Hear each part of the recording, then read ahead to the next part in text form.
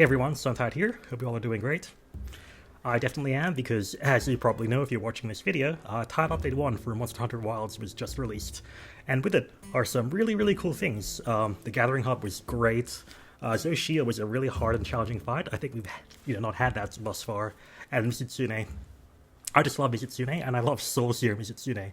So it was really great to have like Soul Seer elements come out for Mizitsune.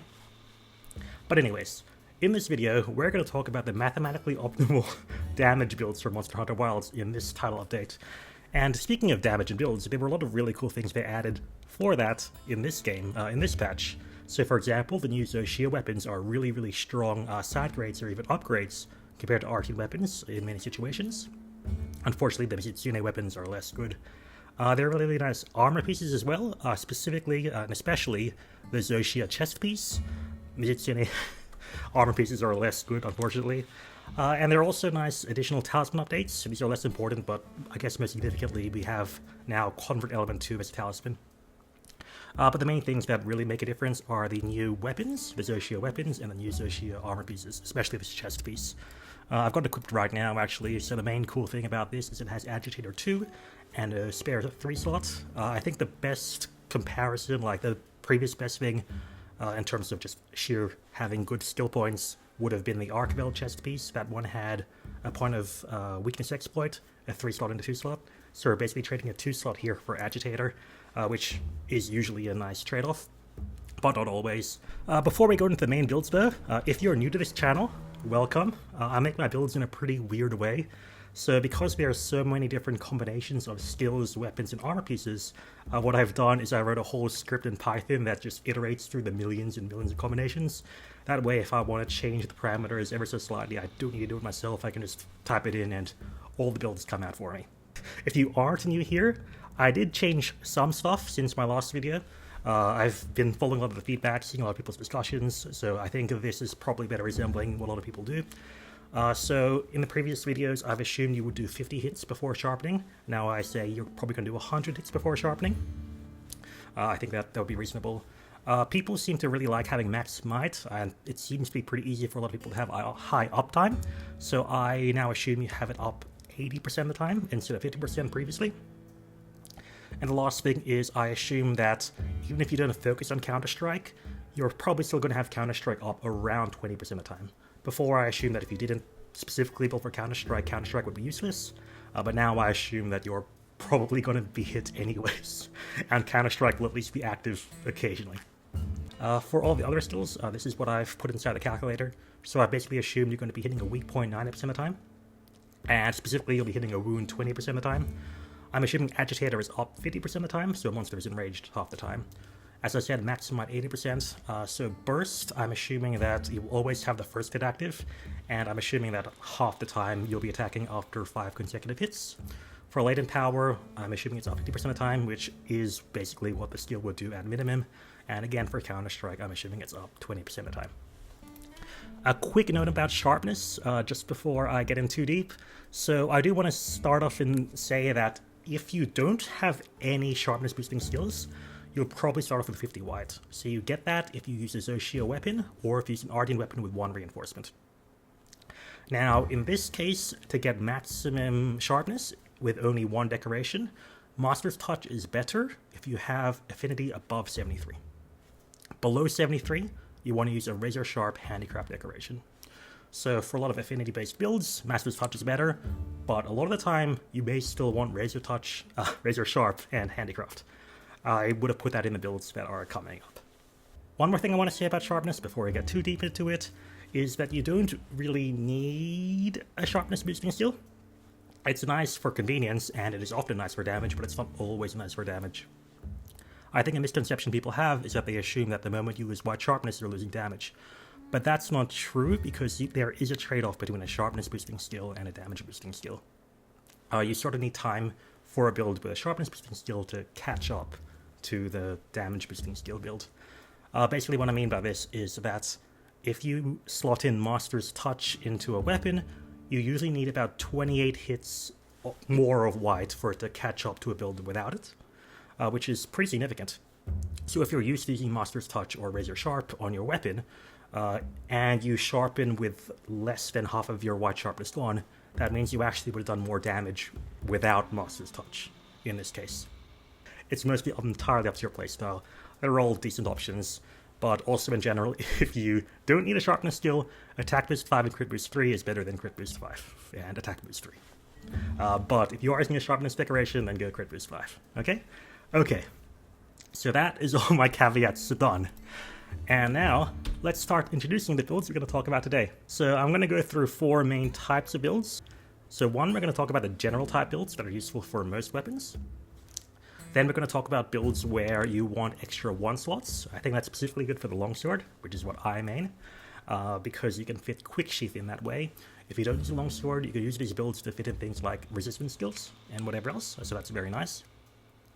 Then we're going to talk about skills that use the skill Counterstrike. So that's a skill that procs if you get hit by an attack that knocks you back.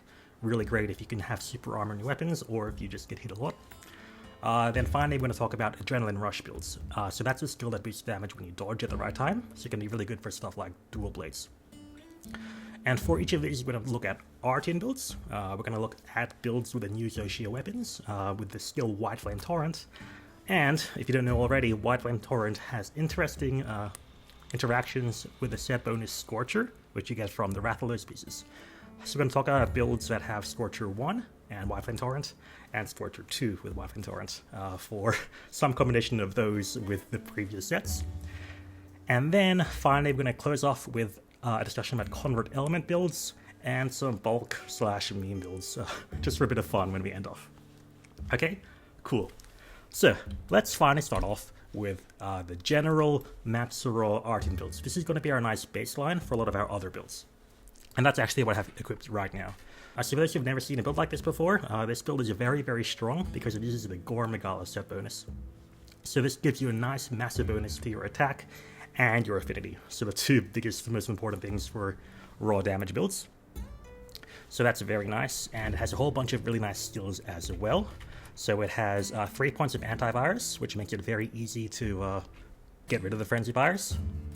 2 from decorations and 1 from the set piece itself. You can see we have weakness exploit 5, we have max might 3, so we have really high affinity from those skills. We have antivirus, so it's really easy to get rid of the frenzy. And we get 2 points of agitator and 1 point of burst, and burst at 1 point is very strong. Coalescence is also a nice skill to get for free. And yeah, so this is going to be your nice baseline build. You can change this, and you should change this depending on the weapon you use. So the weapon decorations are fully free. This is the best for general use, but for certain weapons like the lance, you want to use the skill Offensive Guard. So you can change one of the critical rules for Offensive Guard. Or you might want the skill Focus, or Rapid Morph, or Power Prolonger, or Element Attack. So change this depending on your preference.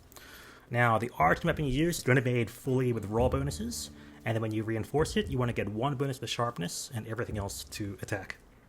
The best elements are going to be paralysis and sleep. So if you can get 2 paralysis or 2 sleep off in a battle, that's going to be a solid 10% damage bonus, which is very, very nice.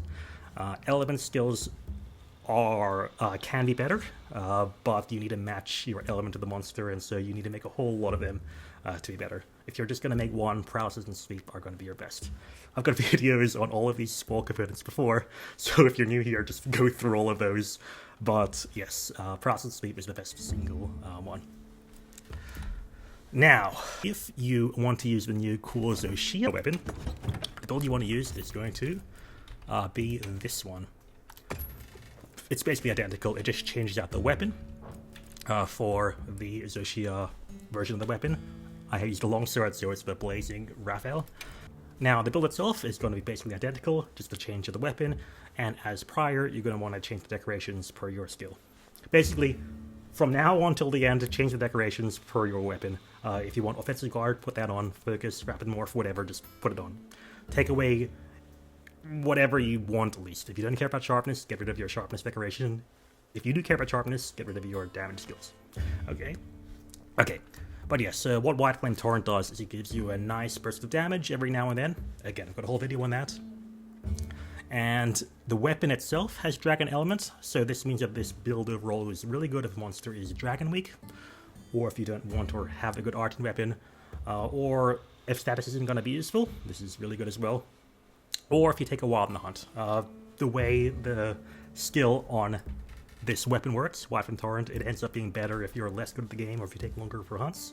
So if you're going to take more than, I think, 10 minutes or so in a hunt, this is actually going to be better no matter what. So, yes, this is a nice, good general use weapon, and it's specifically good against Dragon Weak monsters. Now, I did mention that this still has interesting interactions with Scorcher. So if you have this skill Scorcher, the Whiteflame Torrent burst of damage is a whole lot higher and has a tiny bit of fire damage. So because of that, Scorcher has some nice interactions. So we end up changing 2 of their pieces for the Guardian Rathalos pieces, which you have 1 point in the skill Scorcher. The decorations change slightly because the Guardian Rathalos set pieces don't have 3 slots, but do have Weakness Exploit, which is the best skill you would get from the 3 slots. So there's that. This build is pretty interesting. So it's going to be a hybrid between the last build and the next build. So it has more free 1 slots than the last build. So you have 2 free 1 slots, and you have a free 2 slot, which here I've used for the skill Counterstrike. I'll talk more about that later on. But Counterstrike can be a nice damage boost. And it makes you less frenzy reliant than the last build, so if you're not good at getting rid of the frenzy, then this is actually a bit better. But if you're going to use this, you're often better off going all the way to the other end, which is to have a full-on Scorcher 2 build. And this build ends up actually being optimal if a monster is weak to both fire and dragon, and the biggest example of that is Zoh Shia, actually. So this build is really good if you're trying to fight Zoh Shia. Too bad you actually need the Zoh Shia weapon to equip this. So let me put the armor set on right now. So yes, this uses 4 Guardian Rathalos pieces, and it has a whole lot of freedom in the set, which is actually really, really good and really, really interesting. So you actually have, I think, 3 free 1 slots, which are very nice, and you have 3 free 2 slots, which is also very nice. Here I've used them for Counterstrike again. But you can put on another 2-slot skill that you may want. And yeah, so this is going to be better a lot of the time than the Scorcher 1 set, and the Scorcher set if the monster is Fire Dragon Weak. Or you can just use it because you want to use free quality of life skills in your free slots. So this skill is comparable to damage to all the previous ones. We just get a whole lot more freedom in the build itself. Okay? So these builds are going to be your good general builds for most weapons, for most situations, but specific weapons may want to change them up a bit. Again, I played Longsword, and with Longsword, I want a lot of 1 slots to make sure I have Quick Sheathe. So if you want to use an Artian weapon, and you want to have 3 1 slots, this is going to be the build you're going to want to use. So instead of the Numinous chest piece, we're going to want to use the Arc Vulcan chest piece, and we're going to change our Gore Coil Beta for a Gore Coil Alpha. This is the only way we can get enough 1 slots to have our skill and also have Antivirus 3. So again, power and sleep are your best options, but again, if you don't want to use an Artian weapon, you can just change the weapon for the new Zoh Shia weapon. Again, very similar build, just change the weapon and change the weapon decorations. And this is very good if a monster is Dragon Weak, and also Fire Immune. Because if the monster is also slightly Fire Weak, I think with more than about 10 element hitzone value, the better build is going to be this one. So this uses Scorcher 2, and again you have the 3 Guardian Rathalos set pieces. This is identical to the general set I talked about before, but again we have Quick Sheathe 3 because that build had so many free 1 slots and you can just use that. So again, this is ideal if a monster is Dragon Weak and has some fire weakness, or if you don't want to use status and Artian weapon, or if you take a while during a hunt. So this is actually a really, really strong build. And yeah, so Scorcher 1 builds are going to be either inferior to this one or no Scorcher builds. So if they have fire weakness, this is better. If they're fire immune, then the previous build is better. There's no situation where Scorcher 1 is going to be useful. Scorcher 2 or no Scorcher. Or Artian with no Scorcher, I guess. So that's Quick Sheathe. Let's talk about Counterstrike. So Counterstrike is very good if you can proc it a lot. And there are a lot of different variants for the different builds. So if you can get maximum uptime with Counterstrike and you have an Artian weapon, the build on screen is going to be the best one. So this one can fit Counterstrike 3, which is very, very good and has a nice bonus. This is going to be optimal if you have more than 80% uptime. If you have less than 80% uptime, you're going to want to use less or fewer points of Counterstrike. So change your decorations and put on Max Might 3 and Counterstrike 1. Counterstrike 3 is only going to be worth it if you have more than 80% uptime. Of course, if you have less than 30% uptime, then just use the general build I showed earlier. If you want to use the new Zoh Shia weapon with Counterstrike, this is the build you're going to want to be using.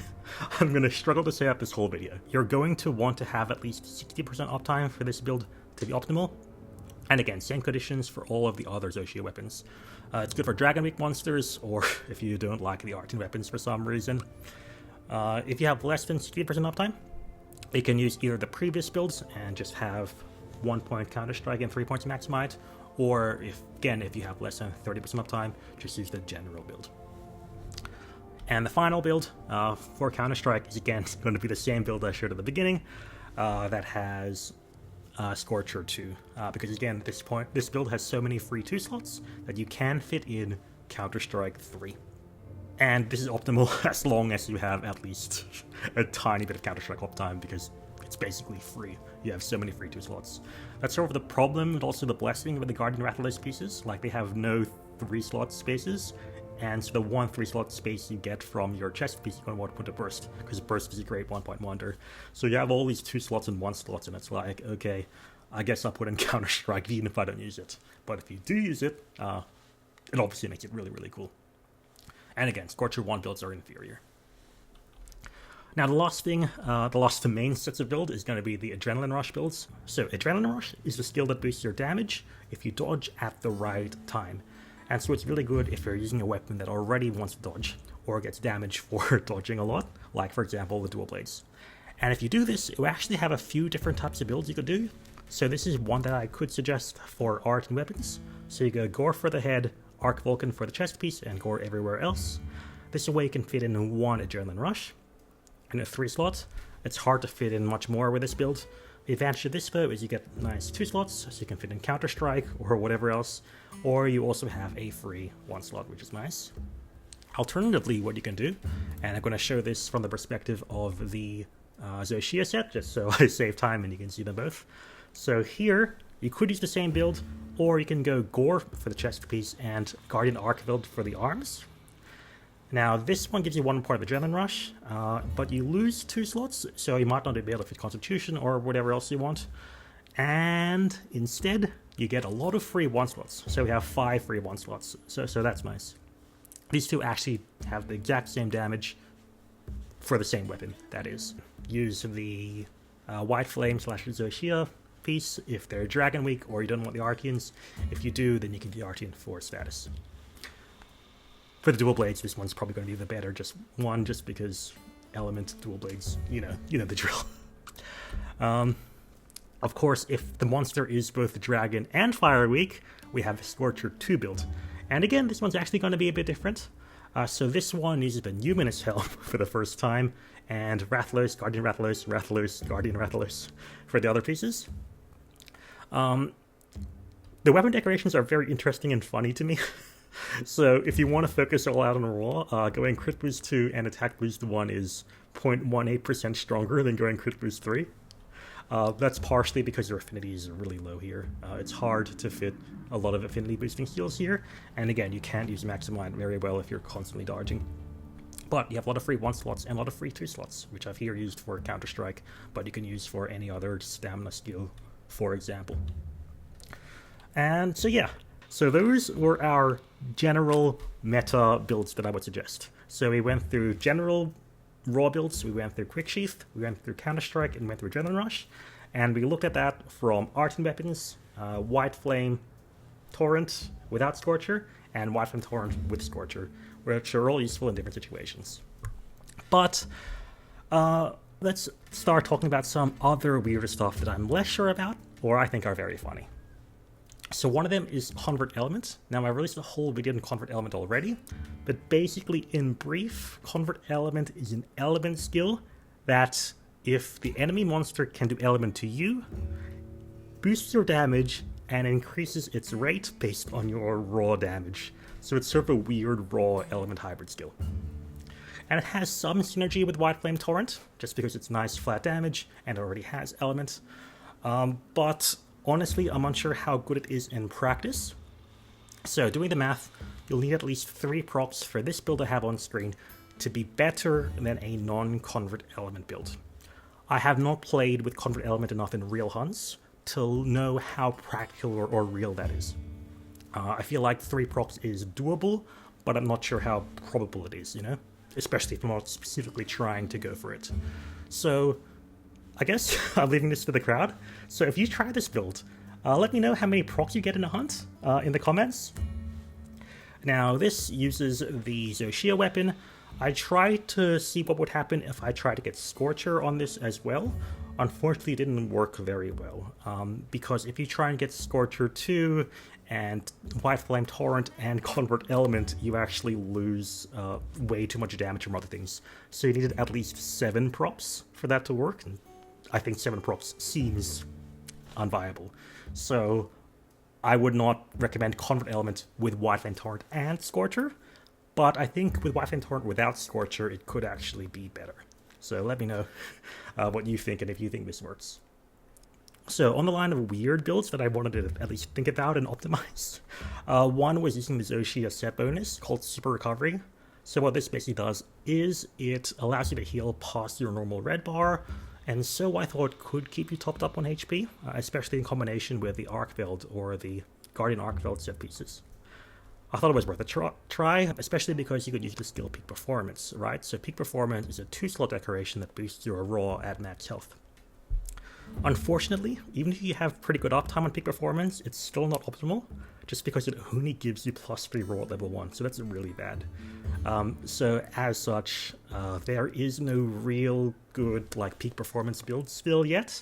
However, if you do want bulk from the set bonus with Decimator, this is what I would recommend, and this is what I have optimized given those constraints. So I basically said, optimize my damage based on having Super Recovery and either Decimator or the Archveld set bonus, and this was the best one.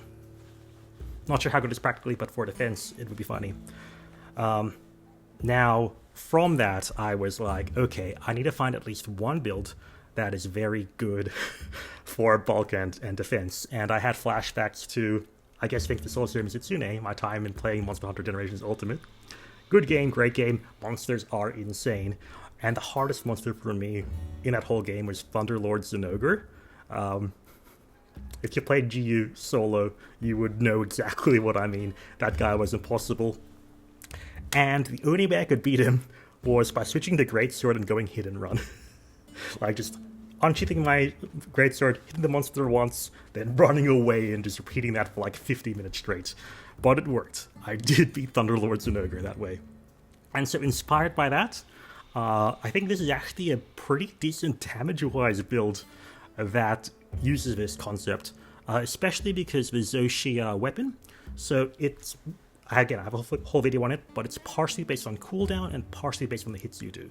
Basically, if you wait around 2 seconds between every hit, then you can use the Zoh Shia weapon optimally, which is about how long it'll take you if you want to sheath and unsheath your weapon, right? So, hit and run, crit draw build, as you can see here. So crit draw 2 gives you 75% affinity. So if you combine this with the weakness exploit 3 and the affinity you have on your weapon already, that's 95% affinity, which is basically all the ways you can go the rest on the crit boost and other raw damaging skills. In this case, you can fit Peak Performance, and if you're just hit and running and it never hits you, you'll have Peak Performance up the whole time, right?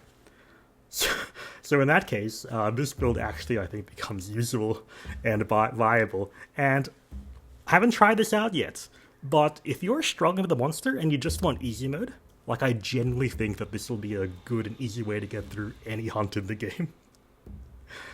Again, not recommending for meta purposes, but if you want to try something different, you can try this. Anyways. So the summary conclusions. For general use, Artian weapons and the Zoh Shia weapons are decent side grades with one another. Use whichever one you want better. Again, Artian weapons are probably better. They're the better default option. Zoh Shia weapons are good if they're Dragon Week, or if you don't like the Artian weapons, or you're not playing very well, or multiplayer, or whatever else. Now, Scorcher 2 is a very compelling option. The monster is at least somewhat weak to fire. In this case, Scorcher 2 is going to be better than the Zoh Shia weapons, and you have so many more free 1 slots and 2 slots that you can use to customize the build as you want it. And yeah, so we've shown builds like that work in general, with lots of 1 slots, with Counterstrike, and with Adrenaline Rush. So that being said, I'd like to thank all of you so much for watching. I just hit 20,000 subscribers before recording this video, which, again, is amazing. I'm so amazed and honored that all of you are watching my stuff. I'd also like to thank my patrons, of course, especially Jack Bingham, who is my highest tier Patreon. So if you want to join these people, please do. I would really appreciate it. And yeah, again, thank you for all of your time in watching this video. After this, I'm not sure. I'll either go straight to element builds in general, so all of these are very raw focused. We could do element builds next. Or I might take a quick detour into looking at the Mizitsune weapon and talk about what's good and what's not good about it. That can be also a very compelling element option if you want to use that. So yeah, that being said, thank you again so much for watching, and I hope to see you in the next one. Bye.